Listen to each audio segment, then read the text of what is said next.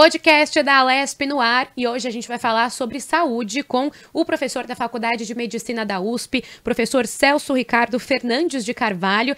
Ele que fez um estudo, né, com uma equipe também, inclusive parte dessa equipe está aqui com a gente no estúdio, está aqui acompanhando, né, o Fabiano está aqui acompanhando com a gente também essa gravação sobre asma, né? Sobre como os exercícios físicos, eles podem, na verdade, a atividade física, né, professor? Atividade física. Como a atividade física pode ajudar, então, a controlar a asma. E o professor vai dar todos esses detalhes agora pra gente. Obrigada por participar aqui conosco do podcast. Obrigado, Nani, por estar nos recebendo aqui. Muito obrigado pelo convite.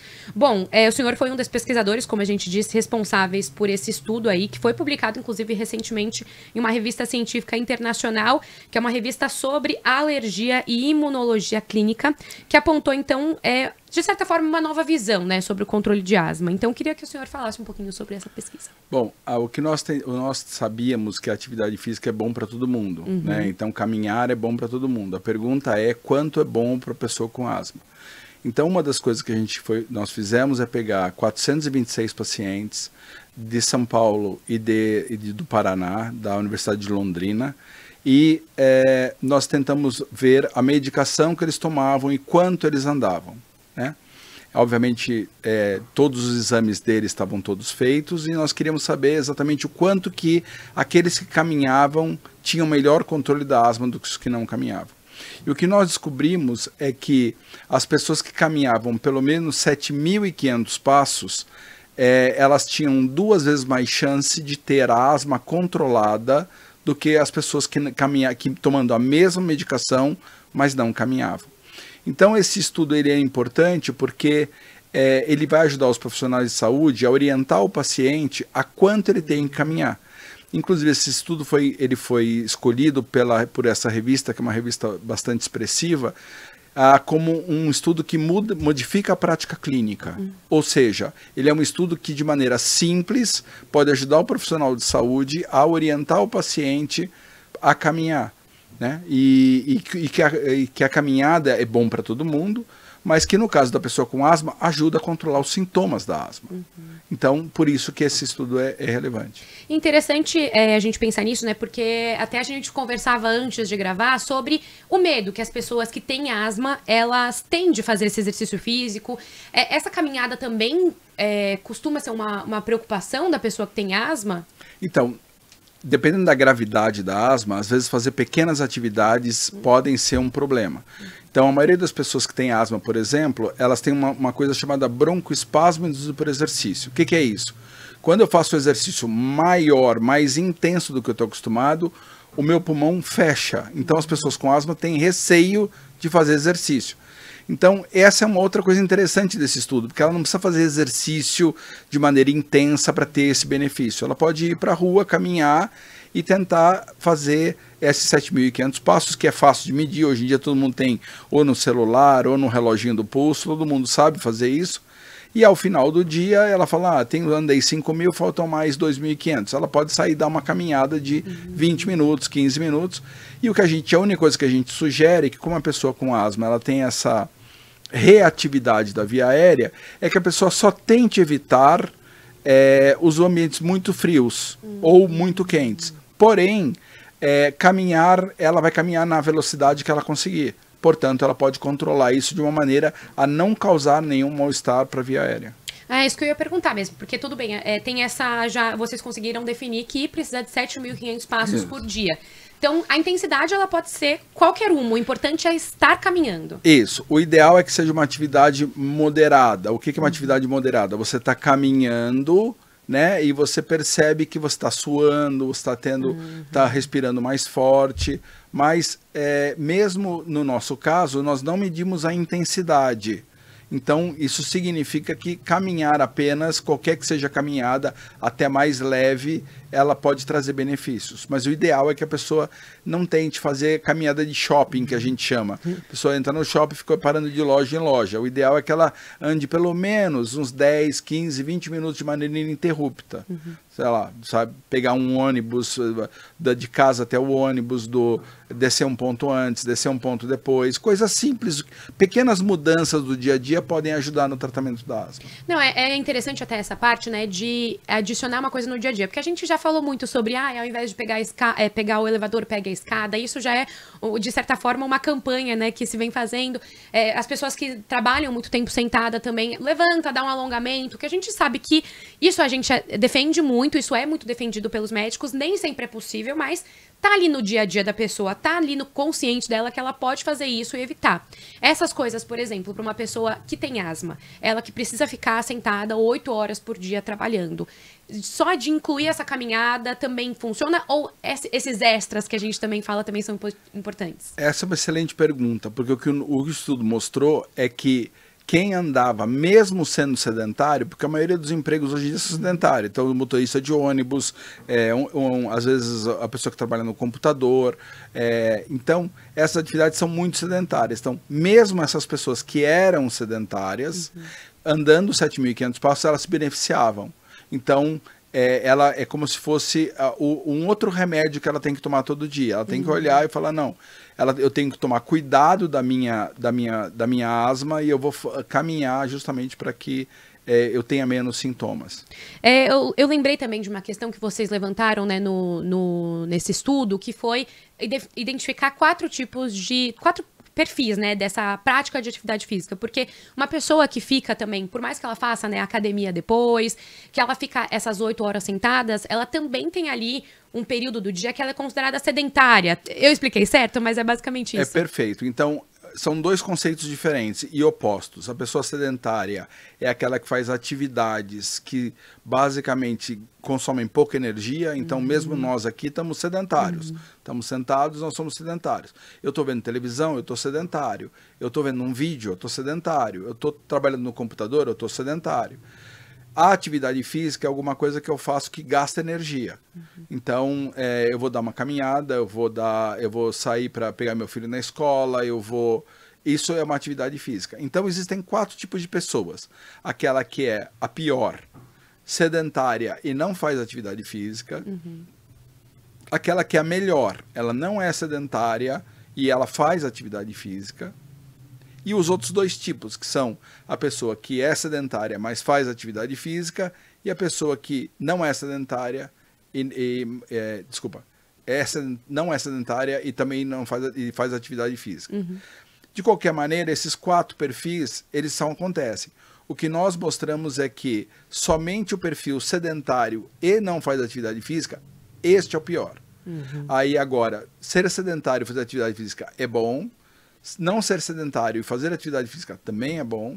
Então, essa é a questão. Então, independe se a pessoa é sedentária ou não, 7.500 passos ela pode fazer. Em algum momento, no final das contas, ela está ali movimentando o corpo, né? Exatamente. Que é basicamente isso que ajuda.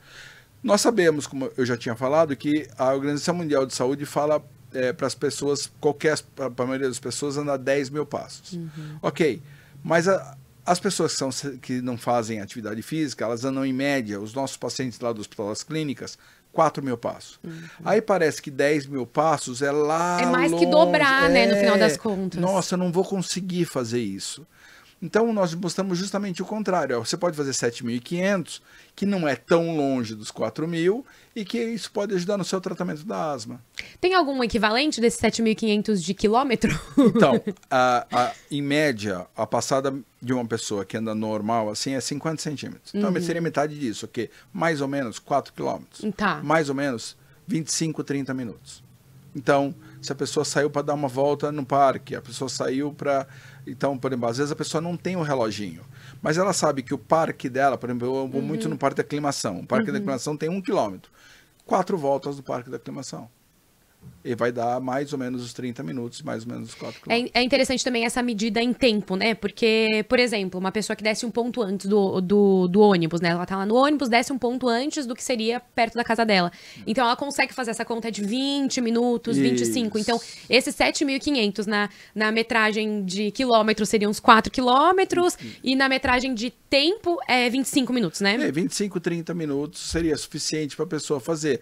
Então, ela desce um ponto antes ou desce um ponto depois, às vezes aquele ponto antes não é o mais seguro, ela desce um ponto depois, ou às vezes nós já tivemos até pacientes que quando a gente começou a mostrar isso para eles, ele descia uma estação antes do metrô, uma estação depois do metrô. É que a estação do metrô é um pouco mais longe, né? Então as pessoas preferem ponto de ônibus. Mas às vezes, por exemplo, vai na igreja, então às vezes pode ir na igreja, pode ir... e isso depende daquilo que a pessoa consegue fazer. E é importante também que existem pessoas matutinas e existem pessoas vespertinas. Então, independe se você é a pessoa que gosta de acordar de manhã e fazer tudo, ou se você é aquela pessoa que de manhã acorda, não consegue falar nem bom dia, mas de noite você está ativo. Então, o horário também não faz diferença. E, na verdade, no final das contas, até é o que você falou, né? De entrar no dia a dia, na rotina da pessoa. Porque, por exemplo, também evitando frio e calor, né? Que você falou que é uma recomendação, evitar que o ambiente esteja muito frio ou muito calor. Também, por exemplo, agora que a gente tá entrando aí no inverno, o frio é pior de manhã. Então, pegar aquele horário no meio da tarde, né? Também seria aí uma forma de incluir essa caminhada. Exato, porque quando tá muito frio, concentra mais poluição, né? Então, aí, além do mais, os brônquios, né? As vias aéreas das pessoas são mais reativas ao frio, e aí isso acaba irritando um pouco a via aérea da pessoa. Então, ela escolhe, mas é melhor ela andar, mesmo que seja no frio, um pouquinho menos do que não andar. Aí isso é verdade. Então, mesmo que ela vá um pouquinho mais devagar. Então hoje eu não estou tão bem hoje, vou andar um pouquinho mais devagar. Pode andar mais devagar, não tem problema nenhum. Tente andar os 20, 30 minutos para não perder, porque isso é um hábito, né? Fazer exercício, fazer atividade física é um hábito. É como dormir, como se alimentar, né? Então hoje em dia existem 4 tópicos importantes para a saúde da pessoa: a alimentação, a atividade física / exercício físico, sono e lidar com o estresse. São os 4 componentes da saúde hoje que são responsáveis por quase 80% da saúde da pessoa. Tem 2 componentes desse aí que eu quero falar daqui a pouquinho também, Tá, mas uma última dúvida, por exemplo, a pessoa que tem asma, que está assistindo a gente e ela trabalha 8 horas sentadas, mas saindo ela vai fazer 1 hora de academia, também tem que incluir esses 7.500 passos? Não, já tá na academia dela. Tá. Então, nessa 1 hora também tá... Não, porque ela vai fazer... Existe uma questão aqui, quando a gente fala de academia, tem só um ponto que a gente tem que diferenciar, que é assim, a pessoa com asma, ela, como eu falei, ela tem essa questão da via aérea, da responsividade. Então, o que é comum na pessoa com asma fazer? Ela não quer ir para academia para fazer esteira, ou bicicleta, ou alguma coisa, ou dança, mas ela quer ir para fazer musculação. Musculação não vale para caminhada. Então, musculação não conta. Então, quando a gente fala academia são várias coisas. O que a gente sugere para essas pessoas você vai fazer musculação que você prefere, você já gostou, já aderiu, não pare. Mas vai na esteira, fica 15 minutinhos antes, 10, 20, vai pegando, você vai percebendo que o sintoma vai diminuindo e você vai fazendo isso. Por isso que a gente tenta não falar da palavra academia. Porque que academia... sempre junta com musculação, né? A academia exatamente. A pessoa fala 1 hora, mas ela faz 15 de esteira e 45 de musculação. Não vale. Isso quando não faz 1 hora inteira de musculação, né? Exatamente. Bom, então, o doutor Fabiano, como você falou que está aqui com a gente, que tem asma, inclusive... E é o rei da musculação. Então, no caso não conta, você também faz os 15 minutos, né? Eu caminho bastante durante o dia. Ah, tá. Bom, ele contou aqui pra gente que ele caminha, então, também 15 minutinhos, né, durante o dia. Então, tá ali, tá dentro do estudo. E isso é uma coisa interessante que a gente, às vezes, acontece no hospital, que vem a mãe com o filho, assim, muito bem preparado muscularmente, mas com muita falta de ar, muito cansaço. Aí a gente fala, olha, não pare de fazer isso. Você gosta? Não pare. Mas ande 15 minutinhos, 20 minutos. Começa com 15. O ideal é 30, né? A gente fala 15 para a pessoa começar, para dar o estímulo dela. Depois já fala, ó, chegou nos 15, vai pro 30 agora. Exatamente. É a pílula Então a gente faz isso. Então é muito interessante que aí depois as pessoas voltam falando, olha, eu tô melhor, eu tô me controlando melhor. Porque às vezes a pessoa não faz porque ela acha que não consegue. Então, no final das contas, é aquela questão do cardio, né? É mais o cardio aeróbico, né? Como as pessoas chamam. O exercício hoje, para a pessoa com asma, se a gente estava falando de atividade física, então só para as pessoas entenderem que a atividade física e exercício físico são duas coisas diferentes. A atividade física é qualquer coisa que eu faço no meu dia a dia, exercício físico é uma coisa que tem intensidade, duração, frequência, então são coisas diferentes. Então, mas vamos supor que a pessoa que vai fazer um exercício físico, o exercício físico mais recomendado hoje para a pessoa com asma é o aeróbio e não a musculação. Tá. Não existe estudo que eu conheça mostrando que a musculação traz benefícios. Porém, existem centenas de estudos mostrando que o exercício faz bem. Aí a pessoa fala, mas espera aí, como é que eu vou fazer exercício se eu tenho broncoespasmo? Começa devagar. As pessoas já acham que tem que começar correndo 10 km por hora.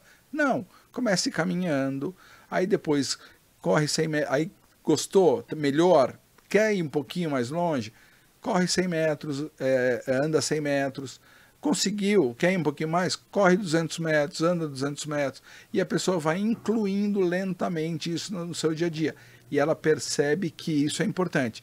Isso é tão verdadeiro que nós temos várias pessoas, vários brasileiros importantes que têm asma e que são campeões olímpicos. Olha Gustavo só. Borges, Xuxa, são 2 campeões olímpicos que têm asma. E nós temos vários outros. Então é interessante até isso, porque, por exemplo, a gente tá numa onda agora de corrida, né? Tá todo mundo fazendo corrida de rua, o que tá sendo ótimo. Mas então a pessoa com asma, ela também pode fazer essa corrida, começando devagar, claro, mas ela pode, com acompanhamento correto e fazendo treinamento mesmo, ela pode também participar dessas corridas. A pessoa com asma pode correr, ela só tem que tomar cuidado antes dela começar a correr, de estar totalmente medicada. A gente tem que lembrar sempre que a gente está falando aqui que essa caminhada é adicional à medicação. Então, ela está tomando medicamento, ela está bem, não está em crise? Claro que pode. Ela até deve fazer isso, hoje já se sabe disso. Mas ela só tem que tomar conta do medicamento, que você sabe que a maioria das pessoas que têm doenças crônicas, diabetes, hipertensão, o problema é a manutenção da medicação nessas pessoas. E hoje em dia, no sistema público de saúde, essa medicação é gratuita. Então, ela pode fazer. Então, ela só precisa de algumas orientações que o próprio médico pode dar, ou um fisioterapeuta, alguém pode dar para ela a orientação para como ela vai fazer isso. Ela pode usar, tem que usar bombinha antes ou não, mas isso são detalhes pequenos que ela pode correr, claro, começando, como você falou, devagar, e indo progredindo devagar, ela pode começar a fazer isso. Pra gente lembrar aqui, né, que o estudo ele foi feito com esses pacientes que estavam medicados também, não foi com pessoas que não têm ali nada e começaram a caminhar 7.500 passos por dia e deu certo, não foi assim não, né? Todos os pacientes estavam devidamente medicados e tomando a medicação. Então, não era paciente que estava medicado, mas não tomava medicação. Todos tinham a medicação, tomavam a medicação. Então, foi isso que a Academia Internacional de Alergia e Asma e Imunologia falou que era uma mudança de prática, porque não basta apenas você tomar a medicação, tem outras coisas que você pode fazer para ajudar no seu tratamento da asma. Então, e a caminhada é essa questão. Bom, seguindo então para aqueles componentes que eu falei que eu queria abordar depois, também você mesmo participou, né, também de um estudo sobre a questão do sono, então o impacto também de exercícios no sono das pessoas com asma, é isso? Eu falei certo? Exatamente, perfeitamente. Nós temos alguns estudos mostrando que o sono da pessoa com asma também melhora. Então, só para a gente tentar fechar aqui a coisa um pouquinho maior, 50% das pessoas do nosso ambulatório do Hospital das Clínicas são obesas ou têm sobrepeso. Então, e a maioria das pessoas que são obesas e têm sobrepeso, elas têm problema de sono, porque a apneia do sono está ligado com o peso. Então, o que a gente mostrou? Que tanto o exercício físico quanto a caminhada, isso em outros estudos, é claro, eles melhoram o sono. Por quê? Por 2 motivos. Primeiro, a pessoa perde sono e ela fica com menos apneia. E segundo, porque a pessoa gasta energia durante o dia e quando ela deita na cama, ela dorme mais rápido, a gente mostrou isso, que ela deita e ela começa a dormir mais rápido, e quando ela dorme, ela não acorda no meio da noite. Esse é um efeito que, inclusive, para mim, por exemplo, eu faço exercício, porque se eu não fizer exercício, o meu sono é totalmente prejudicado. E isso é tão interessante que eu começo a fazer, às vezes a gente para, todos nós somos normais, então às vezes a gente fala, não, agora eu não tenho tempo, não sei o que, estou fazendo. Não, eu preciso voltar. Aí é só 15 dias eu parar de fazer, eu já acordo 3 da manhã, 5 da manhã. Então, a atividade física para a pessoa com asma, ela tem esses dois componentes. Primeiro, ajuda ela a perder peso. Caminhar não perde peso. Perde. O doutor Fabiano mostrou que, em média, as pessoas que caminham esses 7.500 passos, elas chegam a perder em 2 meses 2 quilos. Só de Isso seguindo com a vida normal, só adicionando essa caminhada. Tudo normal. Em 2 meses, vai 1 quilo por mês. Além disso, as pessoas relatam que dormem melhor. Então, são coisas que a gente está vendo e que a maioria das pessoas... Então, se você não está indo pela asma, vai pelo sono, vai pela perda de peso. A atividade física pode ajudar em vários componentes. Bom, e agora falando um pouco mais geral sobre a asma, né? Bom, eu que não conheço desse assunto, quando eu estava lendo, né, parecia que esses fatores emocionais, eles tinham acabado de ser descobertos para a questão da asma, mas o senhor me disse que não, que isso já é sabido. Então, eu queria que você falasse um pouquinho sobre, então, essa questão. Também é um fator de relevância, um fator emocional, como que ele pode contribuir para uma crise de asma? Então, as pessoas que têm asma, elas tendem a ser mais ansiosas. Isso é normal. Por quê? Porque a crise do asma vem do nada. Ela aparece de repente. Eu comecei a ficar em contato com ar frio, aquilo me causa um fechamento, aquilo vai começar a me dar uma crise. Eu esqueci de tomar um medicamento, aquilo vai começar a me dar uma crise.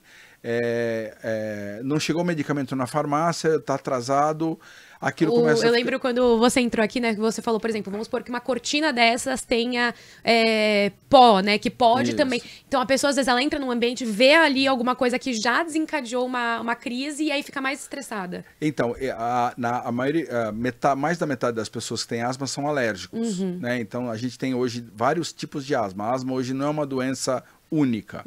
Então ela tem vários tipos. Então tem a asma que tem a origem alérgica. Então a pessoa entrou num quarto, numa casa nova, na casa foi visitar alguém, foi dormir no hotel, aquilo começa a fechar a via aérea e ela começa a passar mal. Então a pessoa tem mais ansiedade porque ela não sabe o momento que aquilo vai acontecer. Então, um outro exemplo, crianças com asma, na época da prova, elas têm mais crise. Então, caminhar, fazer exercício, ela ajuda a controlar essa ansiedade, ajuda a controlar isso. Então, acaba virando um ciclo que a gente chama de ciclo virtuoso. Virtuoso, não é o vicioso, né? O virtuoso. Isso, a pessoa faz atividade física, fica menos ansiosa, melhora o sono, perde peso, aí melhora o controle da asma, aí ela começa a sentir mais segurança de fazer. Então, o começo é sempre difícil. Começo todo na vida, né? Eu vou mudar a minha dieta, é difícil. Vou mudar de casa, é difícil. Tudo no começo é difícil. Mas a pessoa tem que ter um pouco de persistência para fazer isso. Então, o aspecto emocional, o nosso estudo inclusive mostrou isso, que é um outro fator que afeta. Então, a atividade física é um fator que melhora, mas as pessoas que eram mais ansiosas, essas pessoas também tinham um componente negativo. Então, isso também está envolvido no controle da asma. Agora, falando um pouco sobre a asma, né? Quais são os riscos? Uma pessoa ela pode ter uma crise de asma e acabar falecendo por causa dessa crise? Então, apesar do tratamento ter melhorado muito nos últimos 15, 20 anos, o tratamento medicamentoso, o tratamento não farmacológico, por exemplo, a atividade física é um tratamento não farmacológico. Então, o tratamento farmacológico melhorou muito, mas de maneira absurda. Mas a pessoa, o que acontece? Nos períodos que ela tá bem, às vezes ela esquece de tomar um medicamento. Então, o que acaba acontecendo? Ela acaba tomando medicamento e ela pode vir a falecer por causa da asma. No Brasil, O Brasil é o oitavo país com mais prevalência de asma no mundo. São 20 milhões de asmáticos, pessoas com asma, a gente não gosta de falar asmáticos, pessoas com asma, e morrem por dia 4 pessoas. Então nós perdemos por ano por volta de 1.500 pessoas por causa de asma. Hoje é uma doença super tratável, super tratável. Então, mas como toda doença crônica, a gente também perde por diabetes, por hipertensão, é a mesma coisa. É até interessante falar dessa questão, né? Porque a gente até conversava um pouco antes de gravar sobre a bombinha. Então, assim, um paciente, às vezes, ele entra numa crise e ele vai lá e tenta colocar a bombinha e, às vezes, nem isso funciona, né? Queria que você contasse também o que acontece, né? Quando o paciente ele tá entrando nessa crise que, às vezes, pode trazer a um óbito, o que acontece no corpo dela e como que isso consegue ser evitado.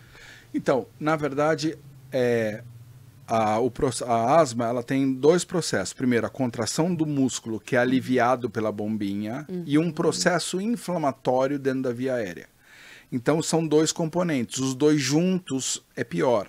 Então, se por acaso ela não trata da asma, ela continua inflamada dentro da via aérea. Então, é como se fosse... se a gente pensasse, hoje em dia os canos são todos de plástico, mas antigamente quando os canos eram de metal, a gente falava como se estivesse enferrujado dentro. Então aquele processo não sai com a bombinha. A bombinha só libera o músculo, só relaxa o músculo. Então, se a pessoa fica esperando para usar a bombinha e aí só usa a bombinha, o que vai acabar acontecendo? Não tem reação nenhuma. E aí ela acaba sendo...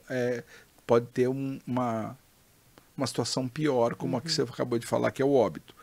Mas, então é bom que ela acompanhe pelo médico e que ela tome a medicação, que são 2 normalmente. Hoje em dia até tem uma terceira, mas é mais cara, que é aquela que relaxa o músculo e aquela que diminui a inflamação. Né? Então essas 2 já são muito bem estabelecidas. Hoje em dia tem um terceiro tratamento, que são os imunobiológicos, mas ainda são muito caro e aí muito poucas pessoas têm acesso. Bom, então o tratamento tem essa parte que você falou do tratamento não medicamentoso, não farmacêutico, que entra aí a atividade física, como a gente falou na entrevista inteira, e também tem esses medicamentos. Tem algum outro tipo... Não algum outro tipo de tratamento, mas basicamente é isso. Tem terapias diferenciadas também para fazer, alguma coisa assim? Então, dentro do tratamento farmacológico tem esses 2 principais que eu falei para você, e dentro do não farmacológico entra uma série de coisas. Então, por exemplo, evitar ambientes com alérgenos. Então, pó, poeira, esse tipo de coisa. Então, um exemplo disso, por exemplo, é a cama da gente. Então, tem o ácaro na cama, né? Então, tentar tirar esses fatores, eliminar esses fatores. Então, tem várias maneiras de diminuir o ácaro na cama. Então, deixar a janela aberta para o sol entrar, porque agora no inverno, o que acontece com a maioria das pessoas?